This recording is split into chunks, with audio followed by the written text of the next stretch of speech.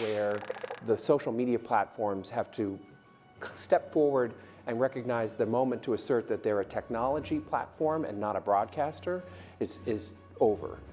They in fact have to be a participant in broadcasting accurate information and partnering with the scientific and health communities to counterweight, if not flood the zone, of accurate information, because to put the genie back in the bottle of the misinformation and disinformation is nigh impossible. One thing we haven't spoken about, and I'm wondering whether it's time to talk about this, is a step up from the part of the governments on enforcement actions against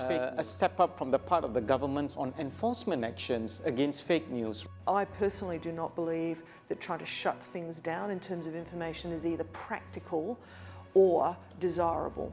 And we do have, I think, a couple of strategies that are available to us, one of which is the flood strategy, second of which is relying and informing and equipping trusted sources of information with the facts so they can then pass that on. But we also need to actually think about a technological answer to this.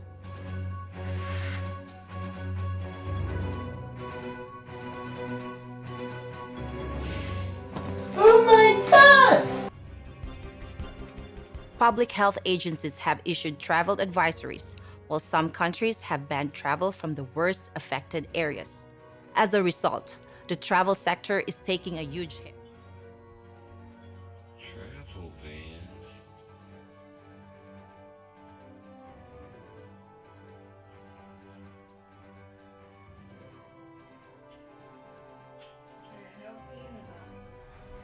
What's up, YouTube? It's your boy, Mr. Dano the Don, Mr. Ayata, and back at it again with something that'll break your mind and break your spine.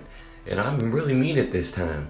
Now, I hope y'all follow me, because this knowledge I'm about to break on y'all today, boy, oh boy. Let me think where I want to. Let's start here. Okay. Seattle's patient zero spread coronavirus despite Ebola-style lockdowns.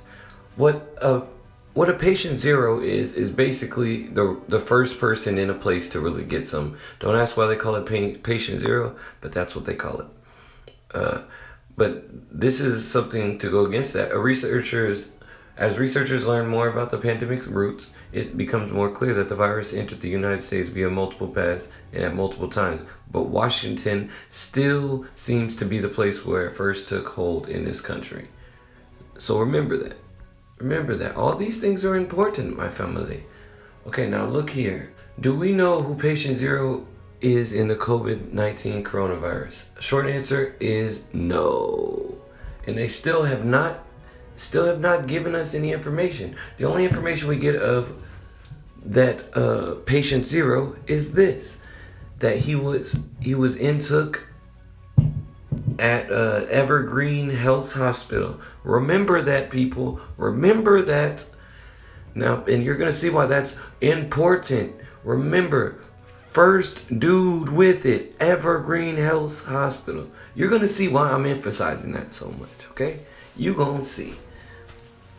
No, but let's look what else they say. Or maybe we'll see that in a second. Right here, let's look. And then the traveler who arrived in the region from Wuhan. Remember Wuhan as well. Think about Wuhan. But let's look. He has Wuhan University.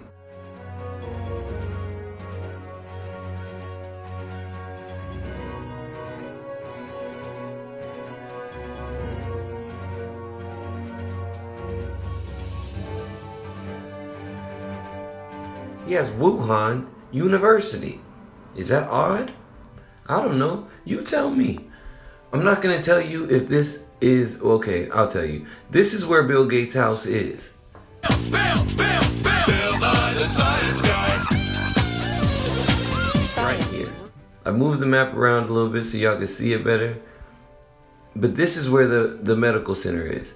And I realized that probably ain't going to be good enough for y'all. So I placed my pin at Bill Gates' address and put it to how far it would be to get to the hospital. It's 20 minutes away. Are you fucking kidding me?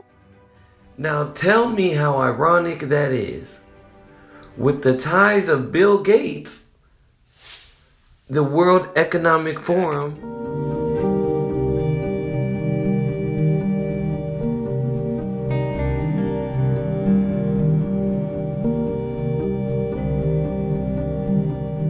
Participants are confronted by a hypothetical scenario that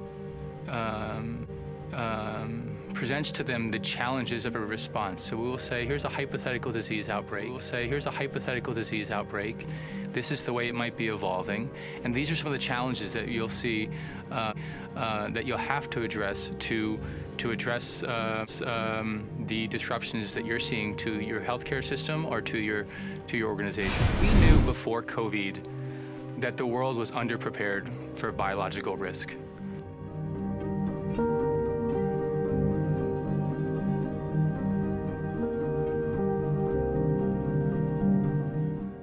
When we walked into the room in New York, if you would have asked, do you think the world is prepared for a pandemic? I think everyone around that table would have said no. But it's when they walked out, I think it's when we really knew that if we are going to get ready, we need to have operationalized and integrated public-private cooperation that we haven't seen before.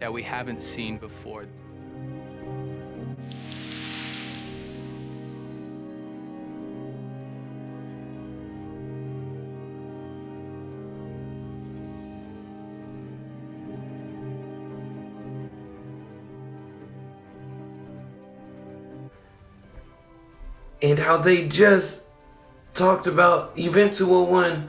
And let's get back into... Oh, wait. No, I'm not going to even break that down yet. The Economic Forum literally broke this shit down before it even happened. They broke it down before it even happened. Y'all gonna see it in the videos. But yeah, actually, let me talk about this. These fact-check lying motherfuckers nowadays. Now let's look here. Although Event 201 was a real event affiliated with high-profile medical professionals, business leaders, and government actors, the claim that the event predicted the current pandemic or is tied to it directly in some way is unfounded. Re-rate this claim as false. Now I'm going to show y'all some proof in a second that's going to have y'all thinking, nah.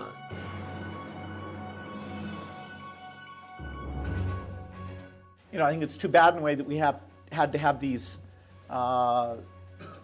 epidemics to get us to move, but the timing in terms of the science, the recognition that epidemics don't respect borders, and so whether you're looking at this through a humanitarian lens or a purely domestic lens, these are investments that should be made.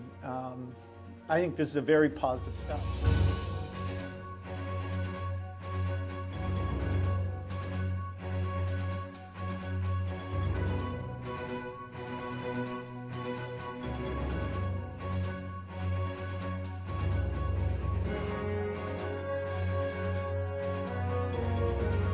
Bullshitting, bro. They bullshitting. But think about that. Where patient 0 was checked in was 20 minutes away from Bill Gates' crib. And Bill Gates got Wuhan University. And the World Economic Forum is funded by Bill and Melinda Gates.